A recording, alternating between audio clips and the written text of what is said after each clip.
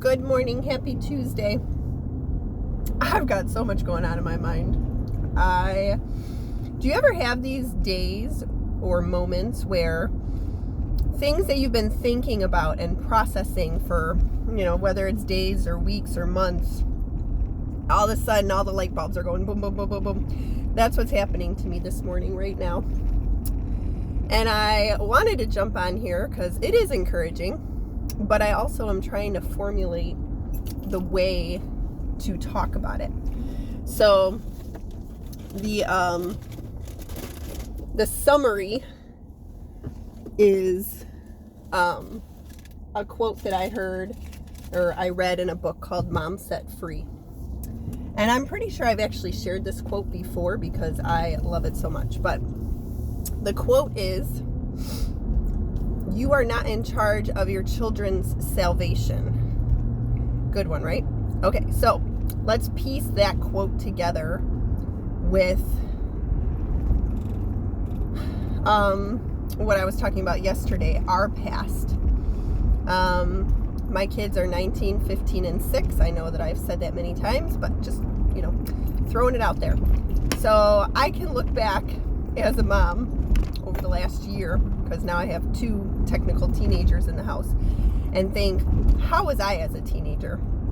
And I think what God's trying to do with those thoughts, it's not to scare me, but it is to remind us that compassion is needed if you have a teenager in the house. And it's interesting because with a 6-year-old in the house, the Lord has also been really training me on how to discipline my children. I've always disciplined my children. I've had conversations with my husband many times. He's talked to me in the past when they were being kind of unruly. He's like, they need discipline. And I would always say, I give them discipline, because to me, discipline is teaching and punishment is consequence.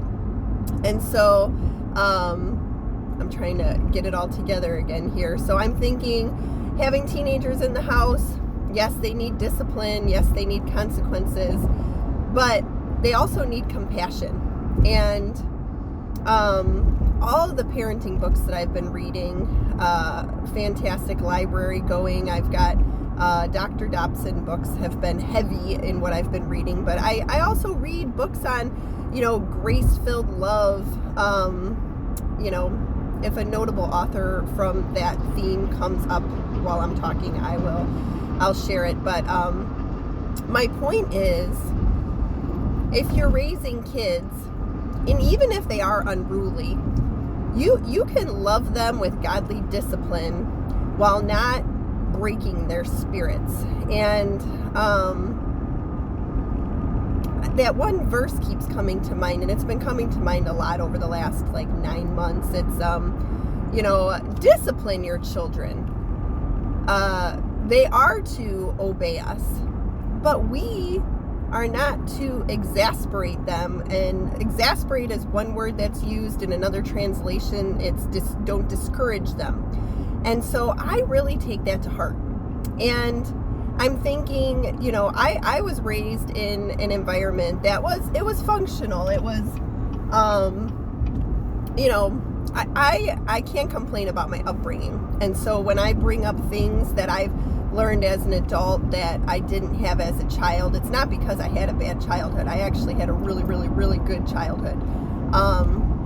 But with that said, every childhood has something in common.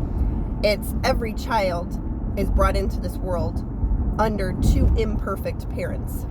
And majority of parents love their children, and majority of parents are doing the very best that they can. But ultimately, we still fall short. Even the best of the best of the best parents that have taken the raise up your children in the way they should go and they won't flee from it. That verse is something that I see every week in church as the children's message is coming. It's put up on the screen. It's a proverb. It's fantastic. But when you go through struggles with your kids, which thank God we've weathered a few over the last couple months, and I have gratitude on this side, and it doesn't mean that the struggle's over, but my heart's in the right place as I face these struggles. And I think that's what I'm trying to encourage here. The umbrella summary of this encouragement is the fact that, yes, children have imperfect parents, and no matter how hard you try, you're still not going to be perfect, and you're still going to essentially mess up your kids in some way. And that can be discouraging, but if you look at the fact that what I said earlier with the quote, we're not in charge of our children's salvation, you start to piece together the fact that this is not solely on our shoulders. I mean, you better believe that if you are going to raise children, you're going to need God's help. You're going to need God's help. And the sooner we realize that as a society, the better off we're going to be. I know that households can be so much more peaceful when you are doing things God's way, but at the same time, like, even when you're doing everything right, so to speak, I mean, I can tell you, I've been told hundreds of times that I am a fantastic mother.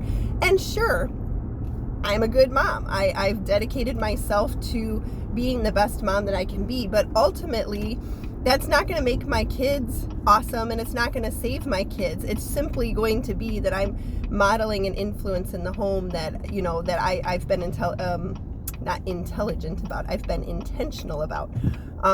Anybody can do that. But the perfection comes in surrendering your kids to God.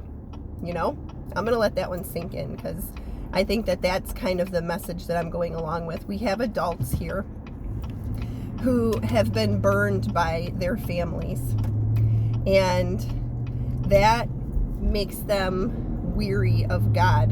And yes, that's a human trait that we have in us. When humans hurt us, we tend to think that that's God, and it's not God. I can't be clear enough that what happens to you, you can have terrible abusive parents, or you can have severe neglect in your life,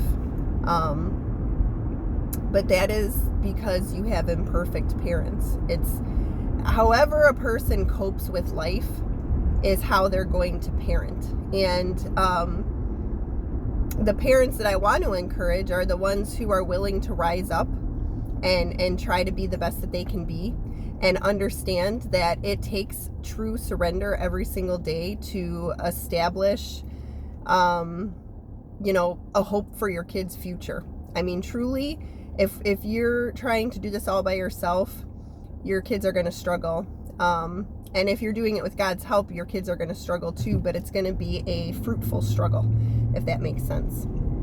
So, with that said, ultimately, the piece that I want you to take away today as encouragement is the fact that you don't have to have the pressure to be a perfect parent. We can be authentic, we can be humble, and truly understand that when you ask God for help, He's going to help you, and truly understand that He loves your children more than is even possible on a human level.